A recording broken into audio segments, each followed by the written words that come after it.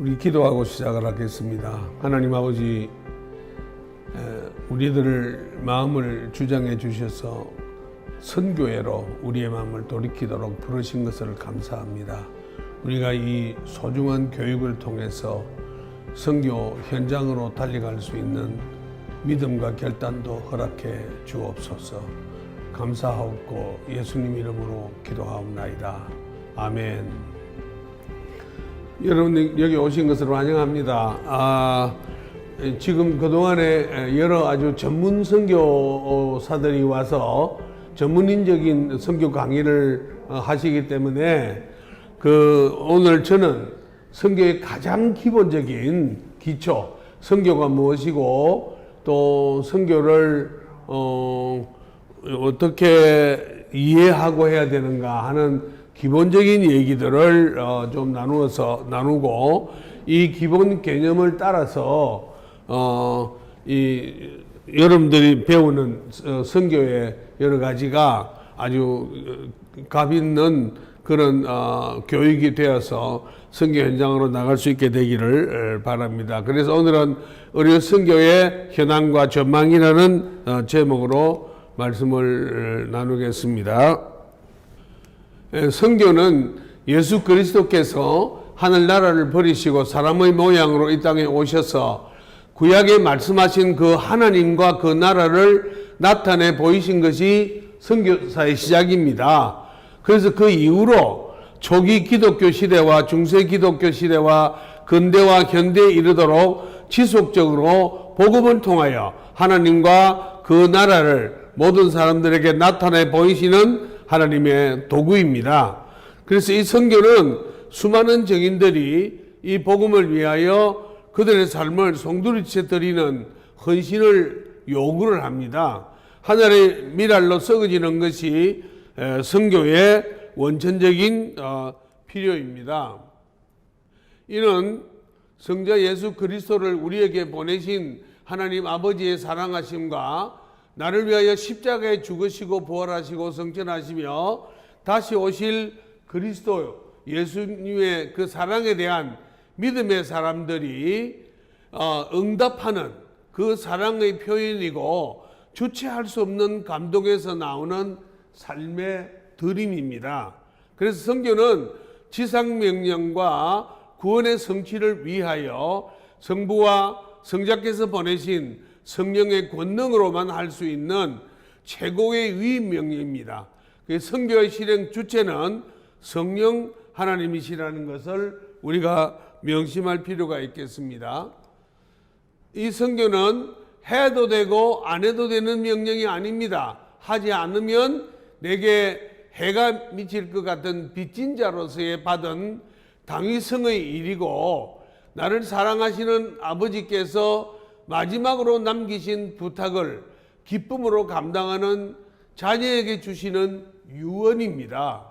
그래서 부활하신 주님께서 성천하시기 직전에 마지막 남기신 이 유언처럼 남기신 말씀이 선교의 말씀입니다. 그래서 우리는 주님 오시는 날이 얼마 남지 않는 때를 살아가는 우리들은 주님께서 부르신 사람들입니다.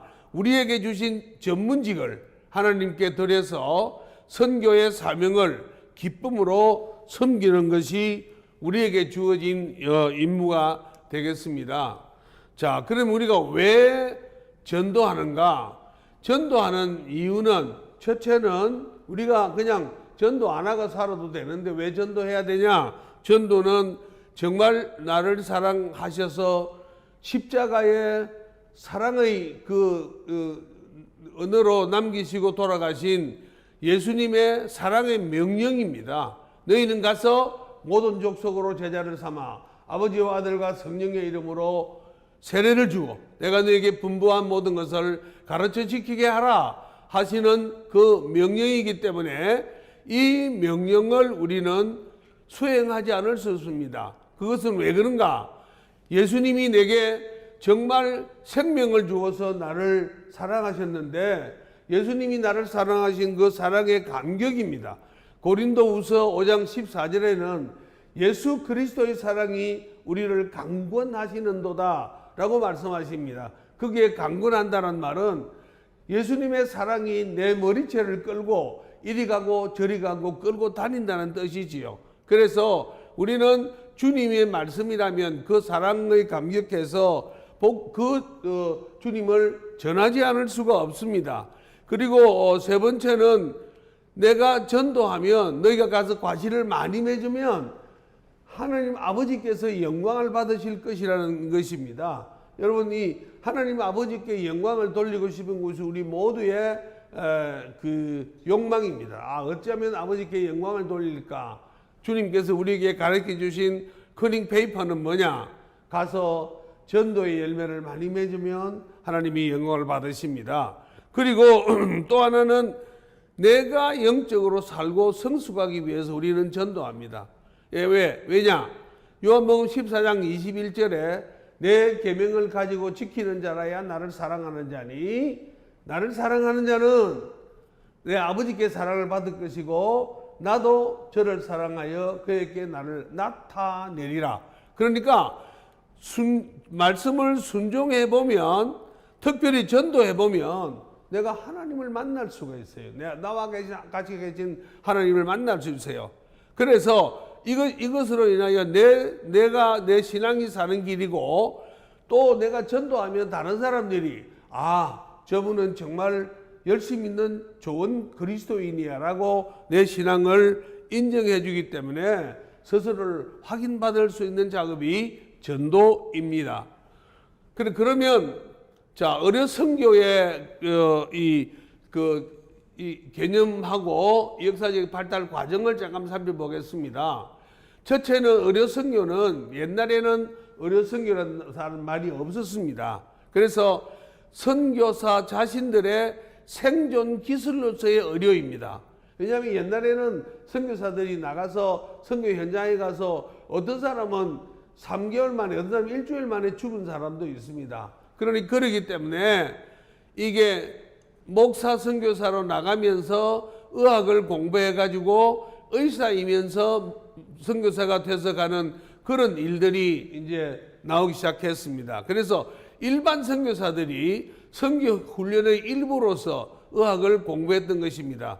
예를 들면 데이비드 리빙스톤, 여러분 아는 대로 리빙스톤은 우리가 알기로는 선교사냐 탐험가냐 그렇게 생각할 수 있지만 아프리카의 내지를 아무도 말라리아 때문에 다 죽었으니까 해안가만 선교를 했는데, 리빙스톤은 아프리카의 내지로 들어가서 탄자니아로 들어가 가지고 거기에 있는 유명한 빅토리아 호수를 발견합니다.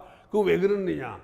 그때는 말라리아를 치료하는 약인 클로로콰인이라는 약이 나와 가지고 그 약을 들고 다니면서 내지를 들어갔습니다. 그래서 자신이 생존하기 위해서 이 약을 공부했던 것이 허드슨 테일러도 마찬가지고요.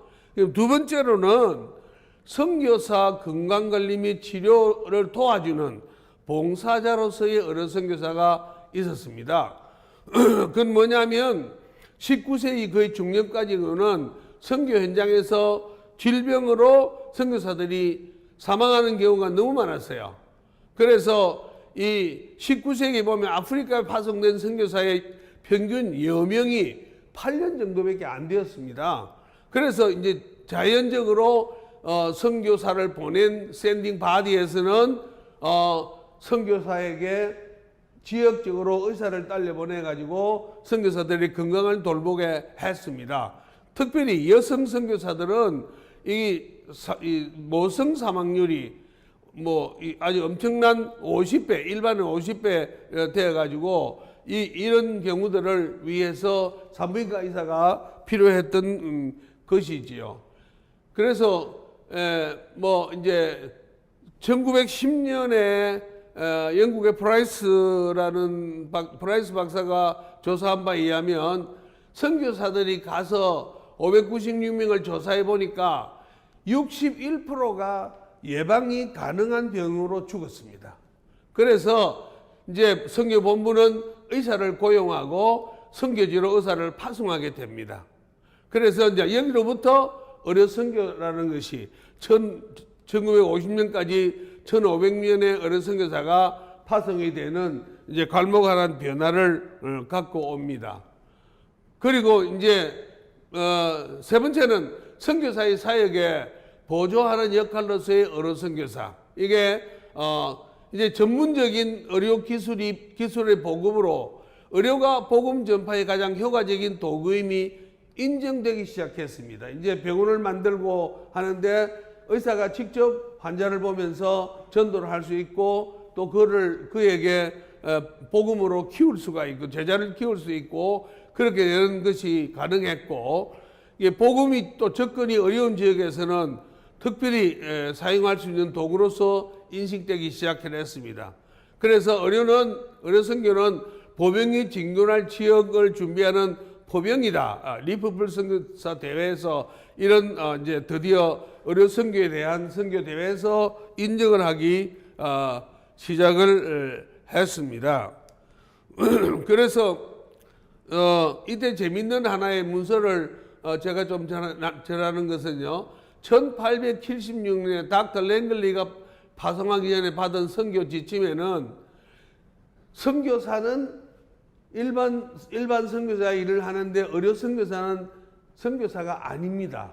그래서 일반 선교 일을 하면 안 됩니다. 이것이 당신의 임무는 의학 기술을 활용하여 사람들을 준비시켜 선교의 전도를 받게 하는 것이고, 병원으로 휴직된 선교사들의 업무를 대신해서는 안 되며 직접적인 복음 전파 사역에 공식적으로 참여할 수 없다. 이게 닥터 랭글리라는 사람이 의료 선교 파송할 때 자기가 각서를 쓰고 나가는 하나의 지침서입니다. 이때를 보면 의료 선교사는 선교사가 아니다 하는 것이 아주 강하게 표현된 걸 볼 수 있습니다. 그러다가 이 의료 선교사가 전문 사역으로서 의료를 점점 발전을 합니다. 의료 선교사의 수가 증가되고 선교 병원이 역할이 커지고, 또 의료 사역이 단순한 전도의 도구가 아니라 전반적인 선교 사역의 핵심적인 부분임을 인식하기 시작하고, 의료 사역이 영적 사역보다 열등하고 또 2차적 사역으로 간주되기보다는 고통받는 인류에 대한 필수 불가결한 것으로 이해되기 시작해서 의료라는 것이 먼저 부각되기를 시작한 것입니다.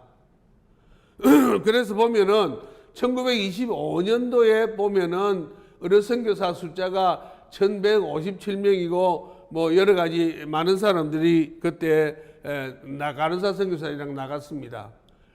이게 이때에 1968년에는 선교병원들이 세계의 여러 제3세계 나라에 미치는 의료의 영향력이 탄자니아 43%, 말라이 40% 등 그 나라의 일반적인 피선교지의 절반 이상의 의료의 기능을 담당해 주고 있었던 것을 볼 수 있습니다.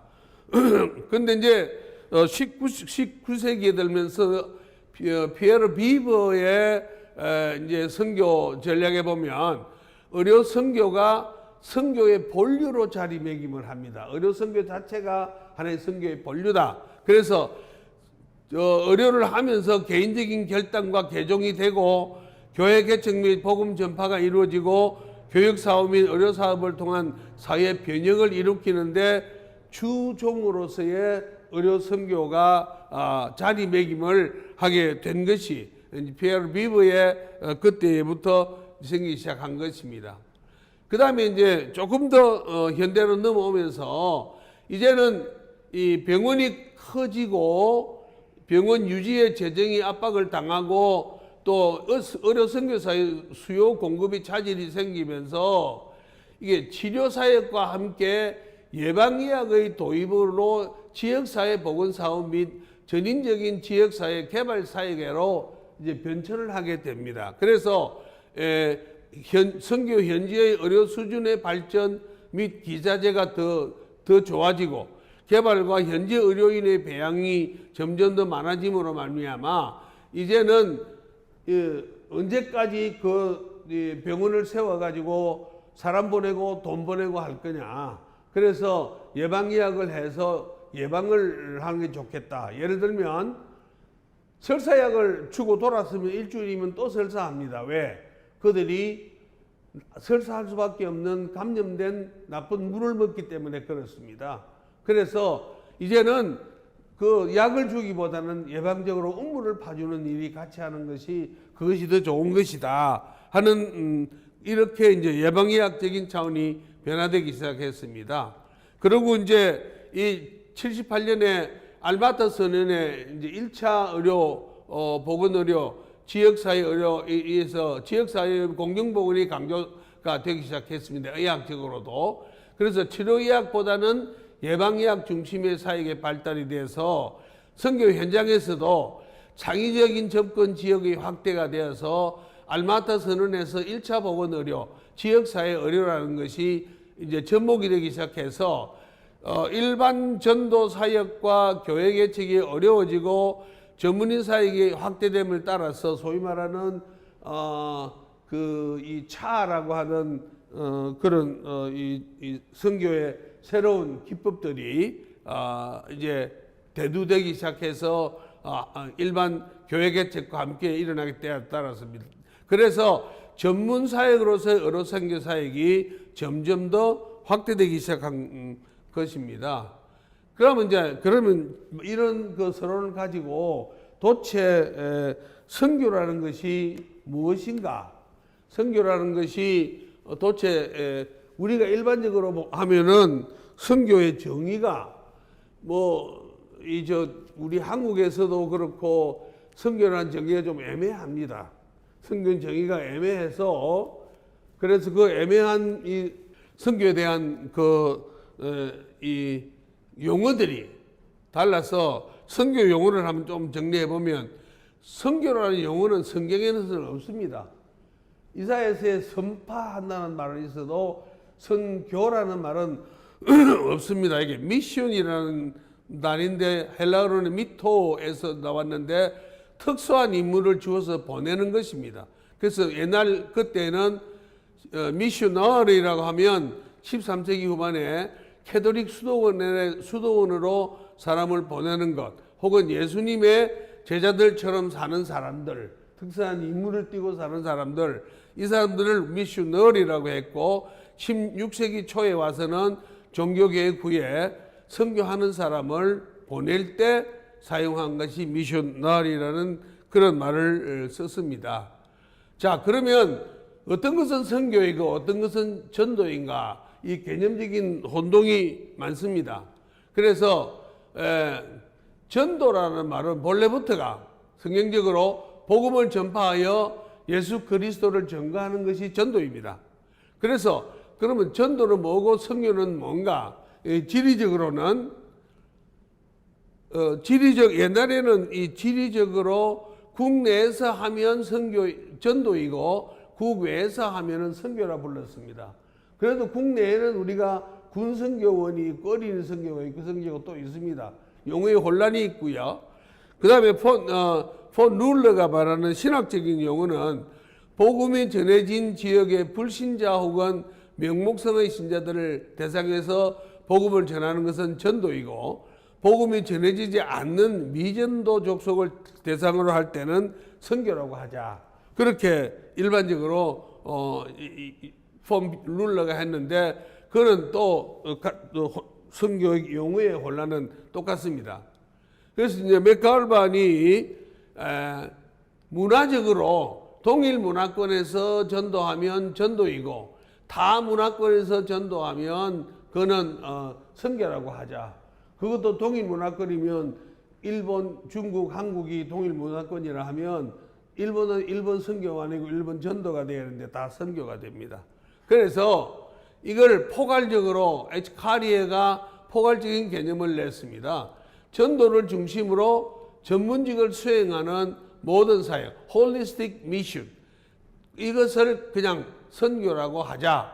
그러면 전도에다가 전문직을 하면 그것이 선교다. 예를 들면 전도에다가 의료라는 전문직을 수행해서 전도하면 의료 선교가 되고, 또 우리 목회자가 목회라는 것을 전문직을 가지고 전도하면 목회 선교가 되고, 또 교사들이 선생님이라는 교사라는 그 전문직을 가지고 전도하면 교육 선교가 되고 이렇게 말하는 것이 좋겠다. 그러면 어디서나 말에 그 차이가 없기 때문에 그래서 우리는 포괄적인 개념에서 카리아의 개념으로 전문직을 통해서 전도하는 그것을 일컬어서 우리는 좀 선교라고 이렇게 정리하는 것이 좋을 것 같습니다. 그래서 그래 하면은 이제 성경에서 말하는 것들이 예수님의 사역이라든지 또 사도를 보내신다든지 이런 것들이 용어가 정리가 됩니다. 선교의 목적은 하나님 또 영혼을 구원하는 것은 전도이고 하나님 나라를 회복하는 것은 선교다. 이런 얘기들도 많이 있는데 그것들은 다 좀 논의를 하겠습니다. 그리고 여기에 문화명령도 가서 이 생육하고 번성하라 할 때 이 환경 보존을 통해서 전도하는 것이 있으면 이 포괄적 선교 개념에 있어서 환경전 선교라고 말할 수 있을 것입니다. 자, 그럼 주님의 치상명령도 너희는 가서 모든 족속으로 제자를 삼아 교육을 하고 가르쳐 지키게 하라. 섬김을 더해서 복음을 전하면 그것이 자체로 선교 명령인 것을 우리가 이해할 수가 있습니다. 따라서 이 선교라는 용어는 현실적으로 선교원, 군선교, 장애인 선교, 미션학교 등등의 이런 것들이 이제는 어디서 뭘 하든지 간에 그거는 이제 용어의 차별이 없을 수가 있겠습니다.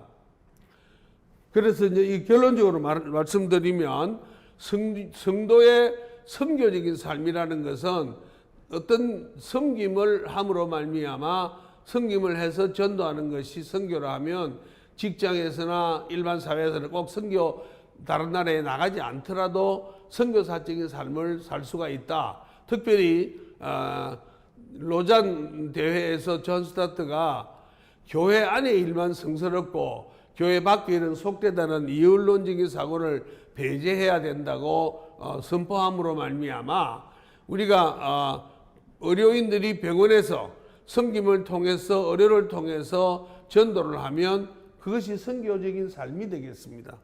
그리고 목회자 선교사와 전문인 선교사의 이런 갈등도 해결될 수 있습니다. 이거 얼마 전까지만 해도 우리 각 교단에서 의료 선교사는 선교사가 아니라고 해서 파송하지 않으려고 했거든요.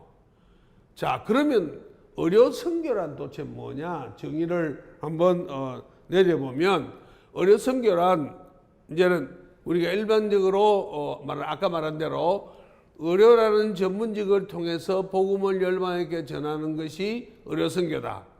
그런데 여기에 조금 더 그 개념을 좀 더 부과하고 싶은 것이 뭐냐면 의료와 선교의 개념입니다.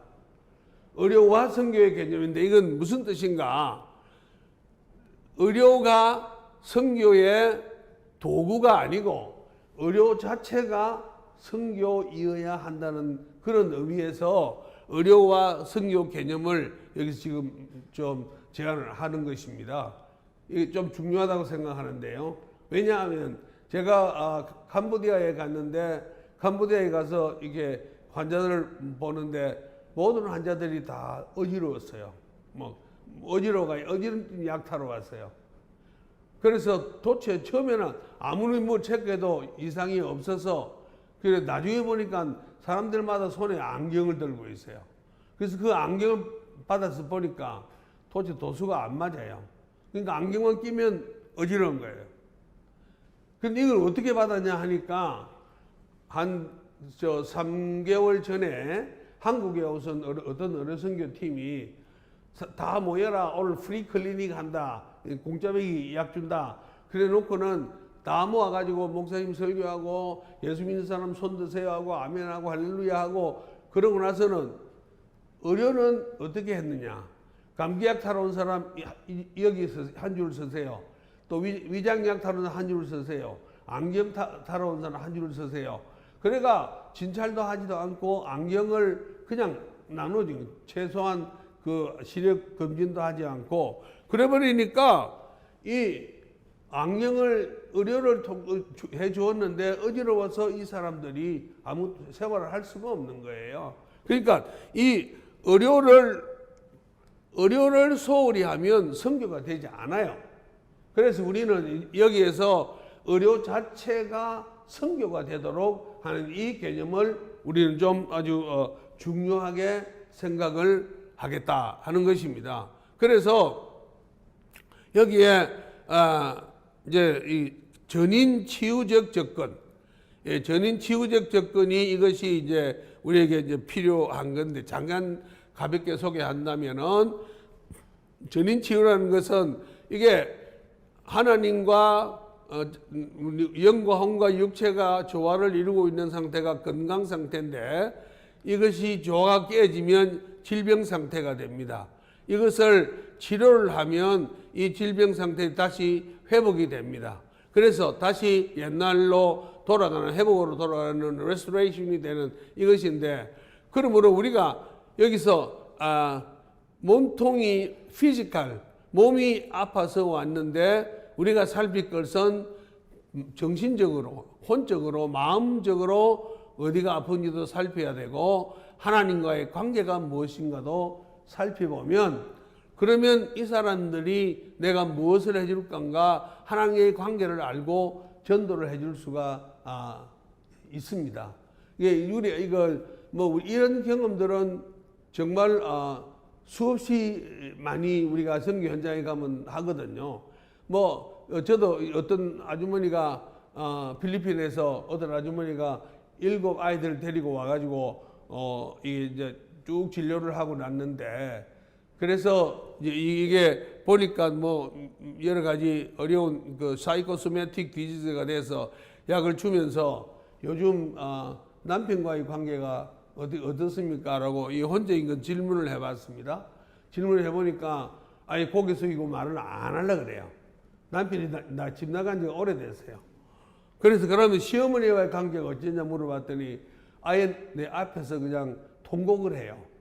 그러니까 그 한이 맺혀 있으니까 온전체가 다 아파요. 그래서 하나님에 대해서 어찌 생각하느냐 물으니까 하나님은 천주교 사람들이 내가 하나님은 없는 것 같다. 저 메트로 이 마닐라에 가면 서 있는 마리아상 거기 가서 뭘 잘 바치면 우리한테 복을 주고, 거기서 안 바치면 미움받으면 병을 주고, 그렇게 되어 있는 아주 무당으로 되어 있습니다. 그래서 이게 참 놀라운 거, 우리만 이러는 줄 알았더니 제가 그 파키스탄에 가서 파키스탄 무슬림 의사들이 어떻게 진료하느냐 하고 한번 제가 살펴보았는데요. 거기 큰 병원이, 카라치에 큰 병원이 있어서 진료하는 모습을 보라 그래서 제가 갔습니다. 가서 환자가 진료하길래 바깥으로 나가려고 그랬더니 옆에 서서 보라 그래서 그러더라고요. 근데 그날 따라 우리 보라고 그러는지는 모르겠지만 의사가 환자에게 일반적으로는 어디가 아프세요? 뭐를 도와드릴까요? 그렇게 하는데, 그날 이 무슬림 의사가 요즘 알라하고 관계는 어떠세요? 그걸 먼저 물어보는 거예요. 그래서 저는 깜짝 놀랐어요. 이거는 우리 예수 믿는 의사들만 하는 줄 알았더니 얘들도 하는구나. 그래서 이게 영적인, 혼적인 이 전인적인 터치라는 것은 우리 인간에게서는 가장 중요한 것이고, 이것을 하면은 자연적으로 하나님과의 관계를 내가 파악을 하기 때문에 그것 자체가 전도가 될 수 있으니까, 의료와 선교라는 것은 의료 자체가 선교여야 한다. 이것이 이제 우리 현대 의료 선교에 우리가 생각할 개념입니다. 그래서 이제 의료 선교의 장점은 모든 계층의 모든 영역의 모든 인종을 초월해 사역이 가능하다는 것이 되고요. 자, 그러면 의료 선교의 어제와 오늘을 한번 조금 비교를 해보면은, 우리가 서구 의료 선교의 사역에 그러면 일반 선교사가 사실은 1200년도에 윌리엄 캐리가 인도로 선교사로 나가가지고 맨 처음에 했지만은 미국과 구라파 사람들은 1643년부터 이제 컴패니우스가 시작을 해서 짐 일리오트 뭐 해서 이런 사람들이 했고 모라비안들이 선교를 했고 윌리엄 캐리도 이제 특수인도 선교를 했던 그런 역사가 있어 일반 선교사의 역사니까요. 그럼 어려 선교사는 언제부터 갔느냐? 1800년도에 기록상으로는 존 스쿠드라는 의사가 세일론 섬에 가서 사역한 게 처음입니다.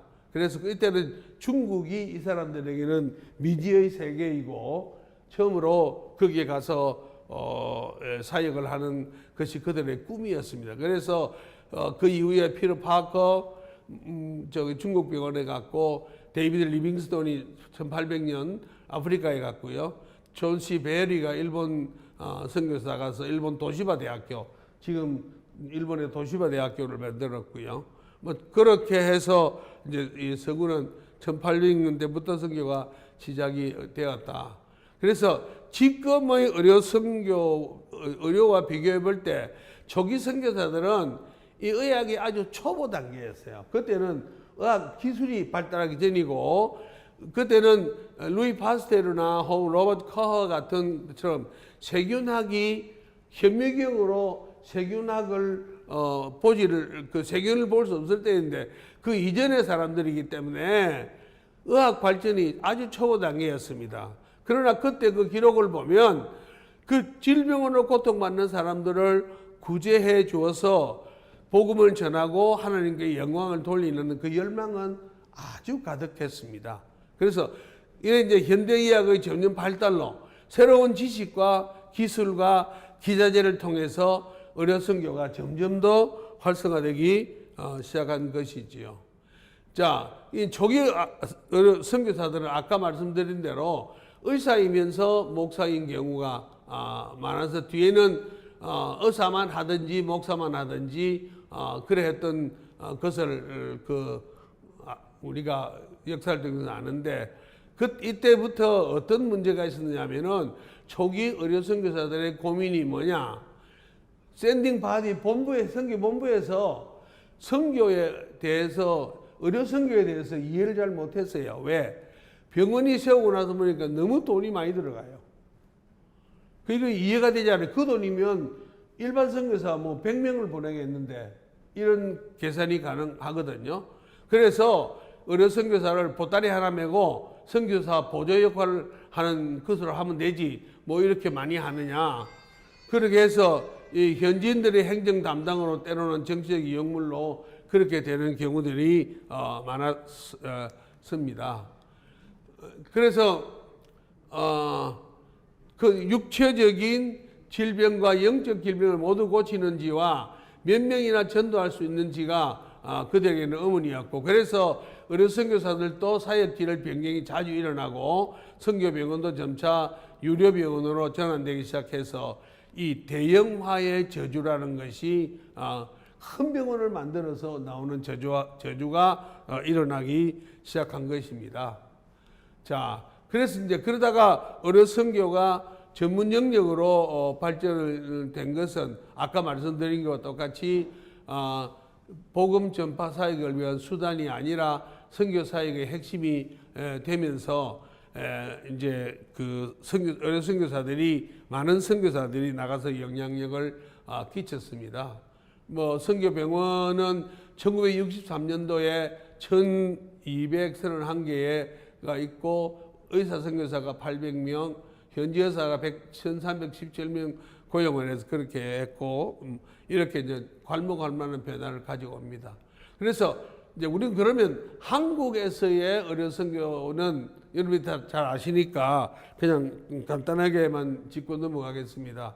제일 처음 온 의사이면서 목사인 선교사가 칼 어거스트 구즐라프입니다. 충남 고대도에 와서 사역을 이 사람은 뿌리를 내리지 못하고 갔고요. 그 다음에 이제 중요한 것은 1884년 홀에서 뉴턴 알렌이 북장교 장로교 파송으로 공사관 공의로 들어와서 민영익 대감을 치료함으로 광해원을 고종 황제로부터 광해원을 설립하는 저 하나님의 길을 열어 주셔서 이제 이 첫 병원 교회 예배가 1885년 6월 28일 그때 병원 안에서 예배가 시작되었습니다. 뭐 다 아시는 얘기니까 이것이 어떤 의미를 지니느냐? 이것이 85년 4월 5일 날에 언더우드와 아펜셀라가 한국으로 들어올 때 비자가 안 나와. 지금 말로 하면 비자가 안 나왔습니다. 고종 황제가 비자를 안 내줬습니다.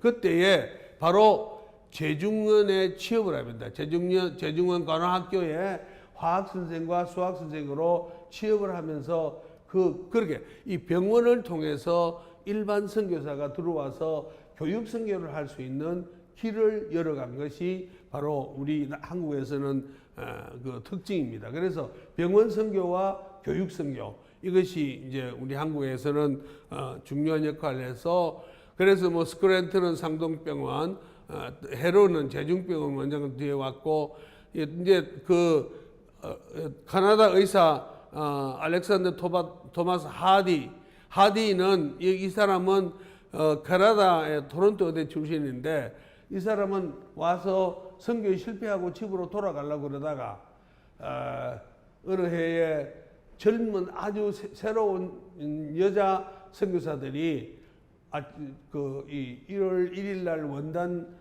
금식 기도회를 인도해 달라 그래서 그 금식 기도를 인도하면서 자기의 선교에 실패했던 얘기를 하면서 그때 하나님의 성령의 역사에서 울면서 내가 왜 실패했는가를 말하기 시작하면서 이것이 시점이 돼서 한국 평양 대부흥운동의 주역이 됐던 것입니다. 그다음 뭐 제임스 홀 여러분 다 아는 것이고 평양의 홀 기념병원은 이게 김일성 종합병원이 되어 있고요. 그래서 유명한 에비스는 세브란스 병원을 이제 만들었죠. 이 호주 장로교회 선교는 경남, 부산을 중심으로 좀 많이 갔고요. 그 다음에 이제 이렇게 사람들이 많이 오니까 옛날에 그 선배들을 통해서 우리가 얻는 지혜는 뭐냐면 이게 그 선교지의 그 분할이라고 하는 문제가 나왔습니다. 그래서 선교 사역이 겹치지 않게 좀 하면 좋겠다. 그래서 이제 여기는 그동안에 세운 학교들 정말 병원들이 아주 엄청나게 많이 이런 쭉 병원들이 전국적으로 있었고요. 그때는 이제 이 초기 한국의 선교 정책은 강범위 순회 선교 여행을 했고 네비우스 정책입니다. 셀프-스포트, 셀프-거버먼트, 셀프-프로파게이션, 자전자치, 자양이라는 3자의 운동과 같은 것입니다. 그래서 또 그러고 한글 문자를 사용해서 성경 번역을 해서 책을 팔기도 하고 교육 선교와 의료 선교를 해서 모든 계층, 양반이나 상림이나 모든 계층을 통해서 전도해서 사회 간섭과 제도의 변혁을 끌고 온 것입니다. 예를 들면은 이화대학이 학교를 만들어서 백정의 딸인 은연이가 이화대학에 다니고 배재학당에 김대감의 아들인 그 아들이 배재학당 다니면서 오다 가다 만나서 연애를 했는데 김대감 집에서 사람을 보내가 은연이 아버지가 백정도 못하도록 두 다리를 분질러 버리는 그런 이 역사적인 사건은 우리가 많지 않습니까? 그러나 여기서 보는 것은 교육 선교와 의료 선교가 모든 계층의 사람을 다 만날 수 있고 그리고 사회 간섭과 제도의 변형을 일으키는 이 일에 우리 한국에서는 굉장히 중요한 역할을 했다. 그래서 이 복음이 아주 고위층으로부터 저 하부에 있는 층까지 이 복음이 골고루 들어갈 수 있게 된 이것은 이 교육 선교와 의료 선교 이 덕분이다. 그래서 양반과 상림의 계급 계층이 없어졌지 않습니까? 어디든지 가도 이제 그런 것들이 우리 이 교회 한국 사회의 변화. 그다음에 이제 또 이 선교사들이 예방의학적 접근을 해서 전염병 관리를 했고 결핵 나병 관리를 해서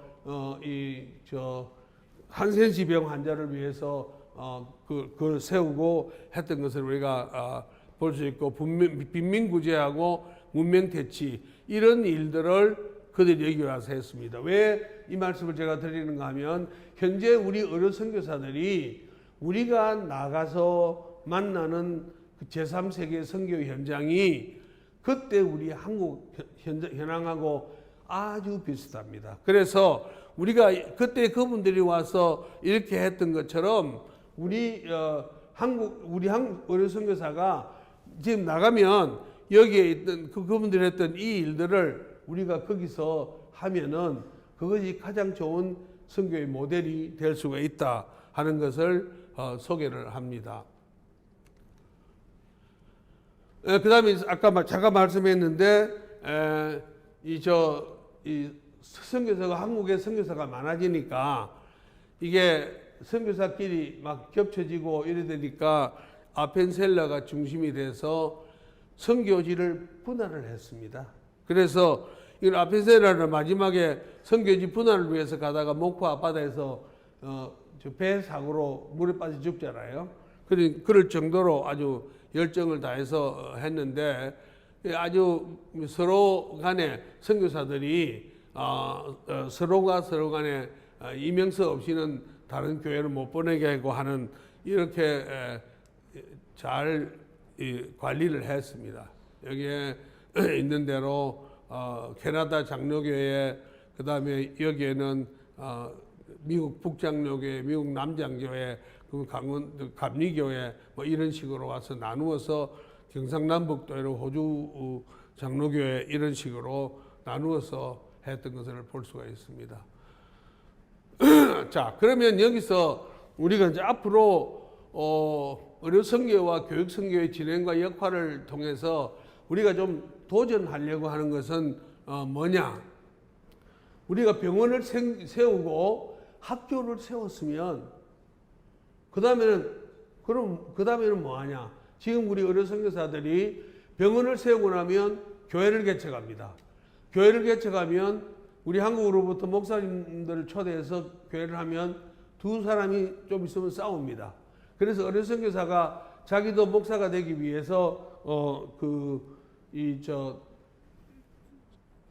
안식년에 나와서 퓰러 신학교에 와서 목사 안수를 받습니다. 그러면 의료 선교사가 한 사람이 또 없어지는 결과가 나갑니다. 그래서 이게 이제 서로 윈윈하기 위해서 교육 선교와 의료 선교가 어떤 방향을 가야 돼. 이게 왕실과 상부 계층의 복음의 영향력을 나타내야 됩니다. 그래서 어떤 계층에도 이 복음이 전해지도록 그렇게 할 수 있는 데는 교육과 의료밖에 없습니다. 그리고 민중과 저변층의 복음의 영향력이 가야 되고 이게 사회 계급 제도를 변화하고 관습의 변혁을 해줘야 되고 그리고 신교육과 문화와 지식의 도입. 그래서 한국이 얼마나 많은 문화와 새로운 그런 변혁들이 왔는지 알 수가 있습니다. 서양의학과 새로운 기술의 도입. 이래서 세계를 향한 눈이 열렸던 바로 그런 것이 우리 선교의 산물이다. 그 생각을 할 수 있겠습니다. 그때 있었던 학교들 뭐 쭉 많이 있습니다. 외국인 묘지에 있는 뭐 선교사들의 묘역들에 관한 얘기를 했는데 뭐 이건 시간이 없으니까 생략을 하겠습니다. 이제 한국 교회의 해외에서의 의료 선교는 어떻게 되어가고 있느냐? 이게 1901년에 평양 장로교회의 선교위원회가 만주에서 김영재 선교사를 파송을 하고 나니까 이게 그 이후부터 뭐 평양 대붕운동, 백만인 구령운동 등을 해서 동기가 부여가 돼가지고 많은 사역자를 보내는데 이때에 이제 이 선교사들을 파송함으로 말미암아 안석균 목사님, 최관홀 목사님을 파송함으로 말미암아 의료 선교사들이 따라 나갑니다. 박태로 의료 선교사와 방효원 의료선교사, 이분들은 우리 얼마 전에 돌아가신 그 방지일 목사님의 아버지 되죠. 그러니까 이 김윤식 세바란스 출신 김윤식 선교사와 이런 분들, 안충효 선교, 이 의료 선교사들이 이분들을 돕기 위해서 그 지바로 나가서 그렇게 선교를 했던 것을 볼 수가 있습니다.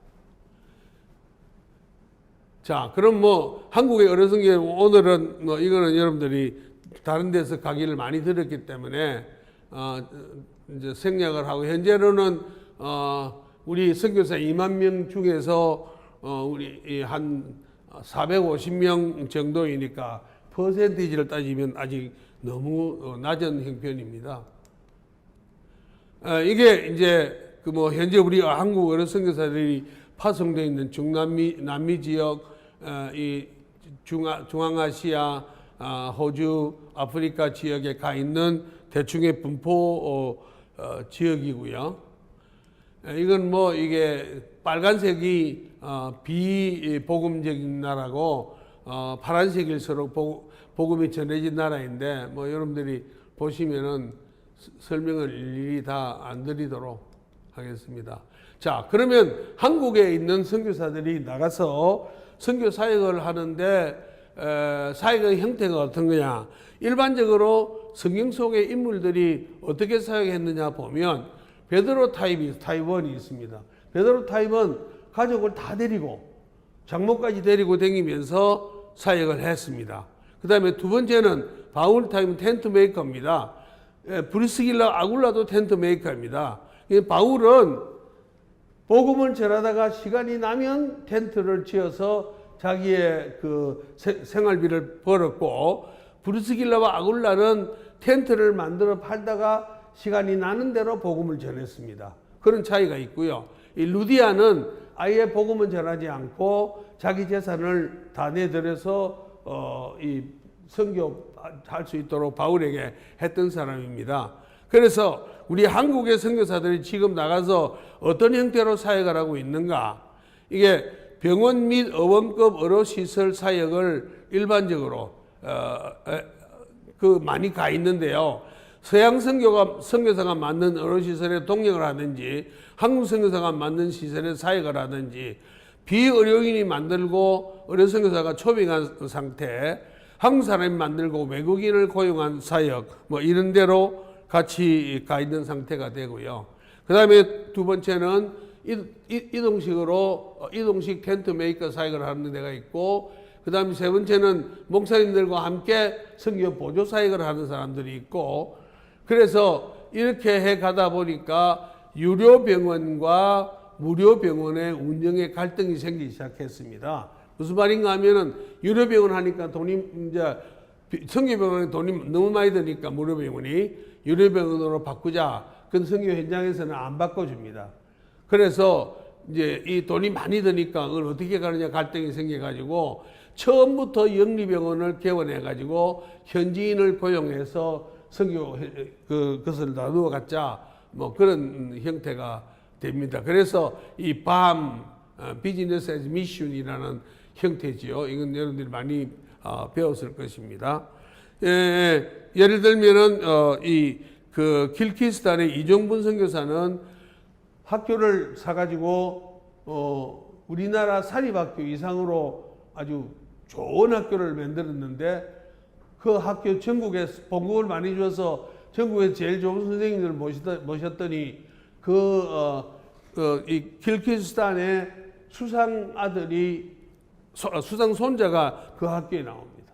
그리고 병원도 큰 병원을 사가지고 전국에서 제일 좋은 의사들 봉급을 많이 주니까 모이니까 이 길키스탄에서 제일 좋은 병원으로 되어 있어서 선교를 하는 그런 형태의 것이 있습니다. 자, 그러면 뭐 지금까지 쭉 말씀을 다 드렸고요. 현재 내일을 전망해 보는 것은 제일 크게는 9.11 테러 이후로 국제 정세의 변화로 인해서 제일 많은 선교의 변화가 왔습니다. 전쟁, 난민, 인권, 종교 간의 갈등, 민족주의 대결, 자연재해와 가뭄, 빈곤 뭐 국제 정세 악하고 백인들이 물러가야 되는 그런 부분들이 나왔고요. 자, 이거는 뭐 그 북미주, 유럽 다 똑같이 이거는 좀 생략하고 넘어가겠네요. 시간이 없어서. 자, 그래서 과거에 우리가 의료 선교의 패러다임은 주로 단기 선교를 아니면 장기 선교. 그때는 뼈를 묻으러 갔습니다. 그때는 선교를 가면 이제 가면 언제 올까 하고 아주 뼈를 묻으러 갔는데 일방적인 주는 선교를 했고 선교사 주도적인 선교를 했습니다. 그럼 앞으로 우리가 가야 될 선교의 내용은 뭐냐? 이게 특별히 지금 이제 시대적인 변화가 왔습니다. 교통의 접근이 빨라졌고 정보의 접근이 아주 빨라졌습니다. 그 다음에 또 비선교지에서 민족주의 극대화가 되고 경제가 좋아지니까 국가 필요성이 정대하고 리더십의 정치적인 안정이 되니까 이제는 자기들만이 병원을 갖도록 하고 국가가 이제 새롭게 서가기 때문에 특정 종교의 경제심이 정대하게 되었습니다. 근데 우리가 선교적인 변화는 다양화되었습니다. 접근성이 다양화되고 용의성과 난제가 공존하고 이제는 선교사가 가면을 쓰기 쉽습니다. 선교사 아닌 것처럼 해서 들어가기가 쉽습니다. 그래서 사역의 변화는 장기 선교에 확대하는 것이 이제는 이제 교통이 빨라졌기 때문에 좋은데 중요한 것은 단기 선교의 활동력이 증대해서 단기 선교가 장기 선교의 결과물을 낳을 수 있도록 그 단기 선교를 모델링 하는 것이 필요하겠습니다. 왜 그걸 하려면 그 한 교회가 협력 선교와 교회를 개척해 놓고 거점을 두고 그렇게 할 수 있겠지요. 자, 그러면 이제 뭐 큰 병원을 짓는다, 학교를 짓는다, 교회를 짓는다 이런 것을 하는데 해보니까 이제 막대한 재정 인력이 필요하고 뭐 여러 가지 많은 것들이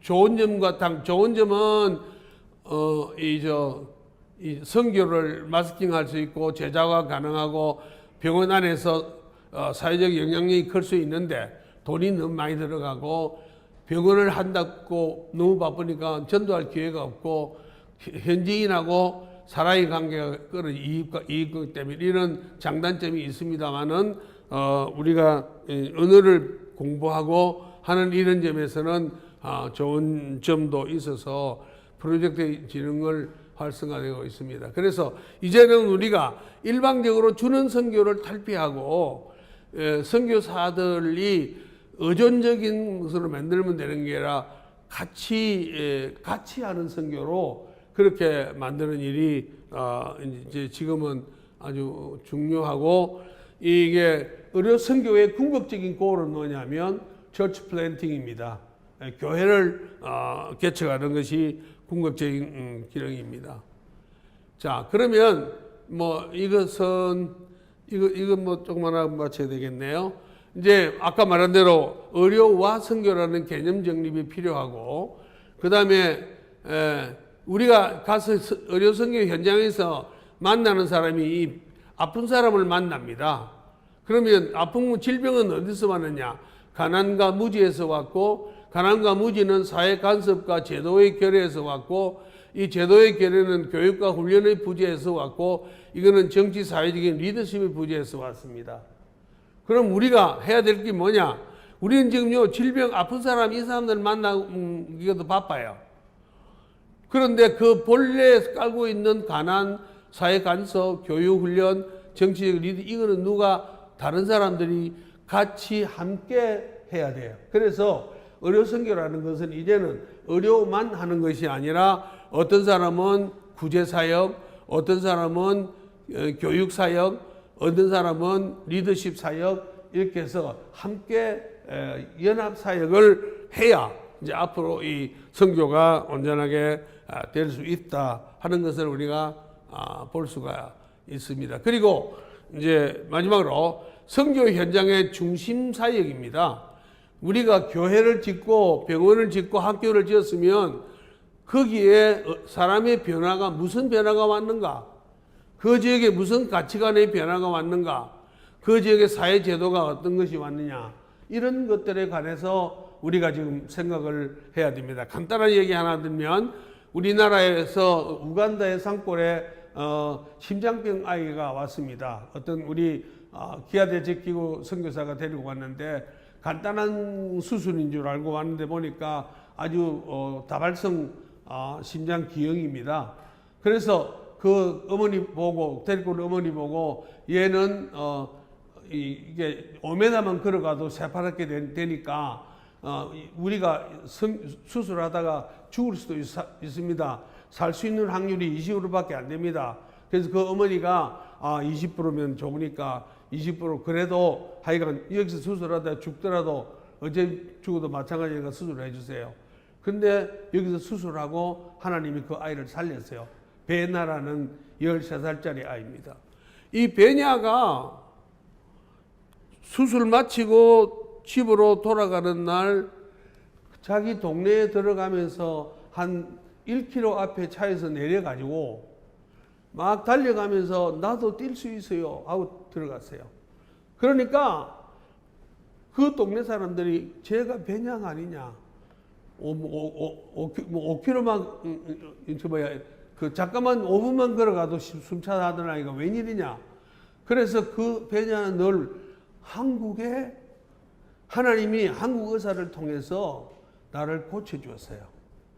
근데 그 마을에는 의료는 누가 중심이 되어 있느냐? 그 마을에 무당이 살았어요. 그 베냐의 아버지는 그 무당에게 소도 갖다 바치고 땅도 갖다 바치고 다 바쳤어요. 그래서 동네 사람들이 들고 일어났습니다. 우리가 저 무당한테 속았다. 그래서 무당을 그 마을에서 쫓아냈어요. 그리고 우리가 무지하기 때문에 우리가 이랬구나. 그래서 여자 아이들도 학교를 보내기 시작해요. 교육제도가 변했습니다. 그리고 교회 앞에 큰 동을 2개 놓고 하나는 가난한 사람들을 주기 위한 먹거리를 모으고 하나는 심장병 걸린 사람을 우리 손으로 치료하자 그래서 심장병 펀드가 만들어졌습니다.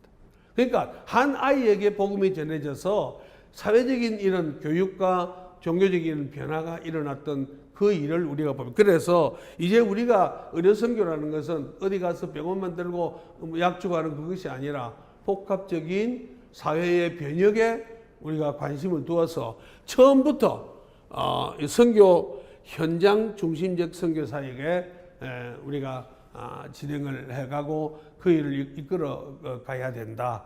처음부터 이런 팀 사역으로 그렇게 하는 것이 현대 우리 의료선교가 지향해야 될 방향이다 하는 것을 오늘 좀 제가 말씀을 드리겠습니다.